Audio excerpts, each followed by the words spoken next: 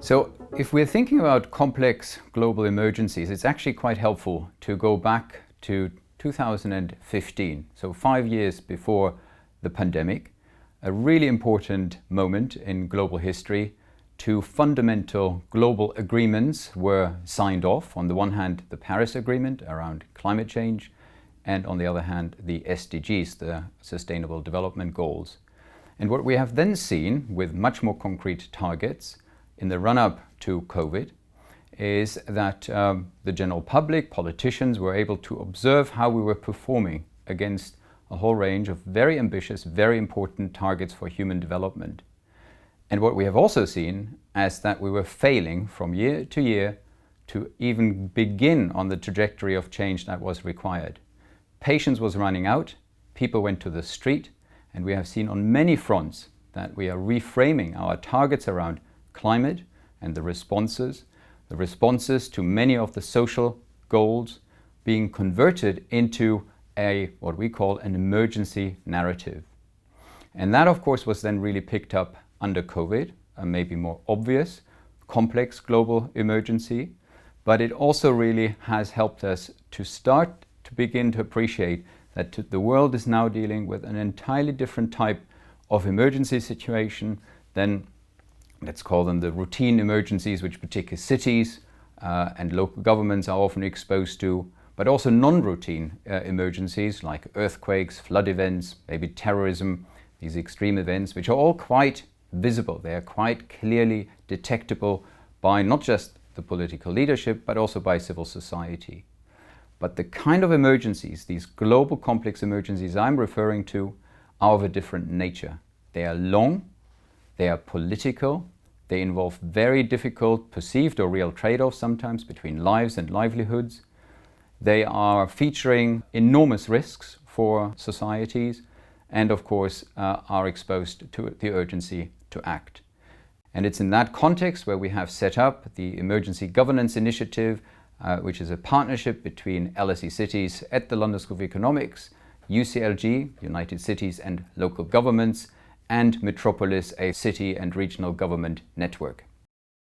If you then think about how governments reacted, whether it's under COVID or even started responding to climate change over many years or decades in the latter case, you will inevitably appreciate that this needs to be a concerted response across different tiers of government, different levels, from the supranational scale all the way down to the city and local level as well. That requires, on the one hand, an agreement of how political power is distributed, and on the other hand, enormous coordination efforts. And it has not been easy to, under the COVID situation, to really provide for the right distribution of responsibilities and for the right kind of coordination. And that's where cities and regions have actually tried to invent new mechanisms to get involved and report back to national or supranational governments through boards and committees.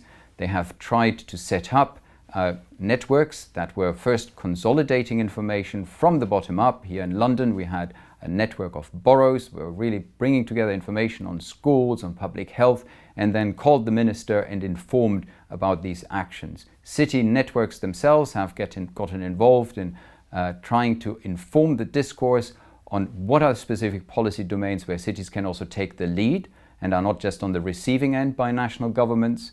And other sort of national institutions have invented new committees where indeed national government meets with local and regional government. The idea of multi-level governance, a quite technical term, is actually quite fundamental if we're thinking about emergency responses.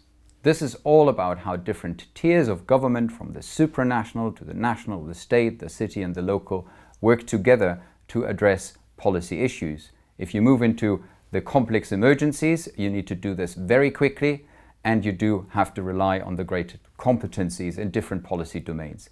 How do you do it? Well, first you need to really think hard about where does the power for the emergency response rest, who should really take the lead for what kind of area. There has been a bit of a tendency of renationalizing and re-centralizing these responsibilities, and on the other hand, you need to think about coordination.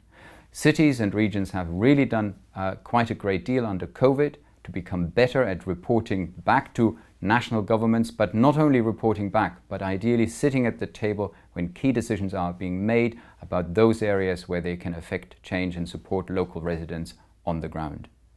The most fundamental question may be, when we think of governance and the institutions that we have to equip with the capacity to respond to complex emergencies, is about both the tension and the synergy with democracy. We have heard a lot about this at all levels during COVID.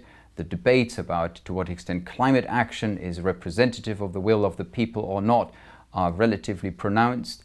And of course, at the city level, we have seen actions on the ground changing our daily routines and lives, where the question of how can these be legitimized by democratic practices was quite and will continue to be quite fundamental. We have to appreciate that there are some inherent tensions. If we have to react quite rapidly, we don't have the time for a lot of coordination and consultation and engagement. If we want to interact with these crises in a radical way and respond radically, that also requires quite a lot of executive power, and power is always something that is difficult to concentrate if you want to account for proper democratic processes. But on the other hand, there are also areas where there are real synergies. The emergencies do generate a lot of public interest. They are able to activate and motivate citizens to get involved, to think about how this could be solved collectively, and at a minimum level really creates strong opinions about how we should collectively respond to these emergencies. So they're also a feeding ground for better practices. Now, cities, once again, you could argue, are a pretty good context to improve and stabilize democratic practices, particularly at a moment where there's great fragility about these approaches and where there's enormous polarization in society. We have seen that there were responses around engaging with civil society through data generation, which are highly innovative.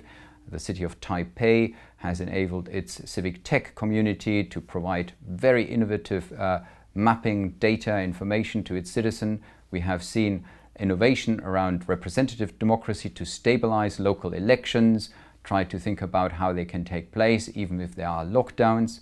And we have, of course, had major push towards greater involvement of citizens in some of these quite tough decisions around the idea of citizen assemblies or citizen juries. Again, there are a couple of cities that have really taken the lead, where the mayor, for example, in Augsburg, convened a group of 10 representative citizens on a regular basis to really think through how the city could respond to the crisis. In other very difficult contexts, we have seen coalitions of civil society, the church, other institutions come together and really help government to pacify the context they were confronted with. The city of Cali in Colombia, confronted by a lot of civil unrest about a year ago, was really only able to pacify the situation, quite a dire situation in the street, by bringing broad urban coalitions together to mitigate and address the concerns. A final example, the city of Lyon has set up what some people refer to as a digital wallet, where residents are not only submitting information around health and other key areas of concern, but they can control the information that is being shared, and they can also curate the information that is being provided. These are all examples that cut across potentially sort of the 4 or 5 main areas we need to be concerned about when we talk about democracy and the emergency. There is, of course, participation, but there's also engagement and deliberation, debate. There's representation, our parliaments and the institutions that go with it. There's good governance. And finally, there's also the question of rights. While the broad question of emergency response feels like a rather dire subject, I think it's important to remember that these experiences many of us had under COVID, of course, also included a recognition of broader changes possible, and that in some areas, as a byproduct of radical action, there were real discoveries of improvements. In the city of Chandigarh in northern India, residents, many for the first time, were able to see the Himalayas because of the massive reduction in air pollution. We have in other parts of the world been rediscovering our local neighborhoods, maybe also our neighbors, and are able nowadays to maybe engage with the local dimension of our cities in a much more productive way. And we have, maybe the most important point, been able to reconnect with nature, not just where the natural habitat is very prominent, but precisely in urban areas where usually nature is not really reflected upon that much and also not being encountered as much. That was the situation under COVID. All of those experiences help us to come together based on a common experience to then ultimately address the much more fundamental question of how can we democratically address questions of radical and rapid interventions.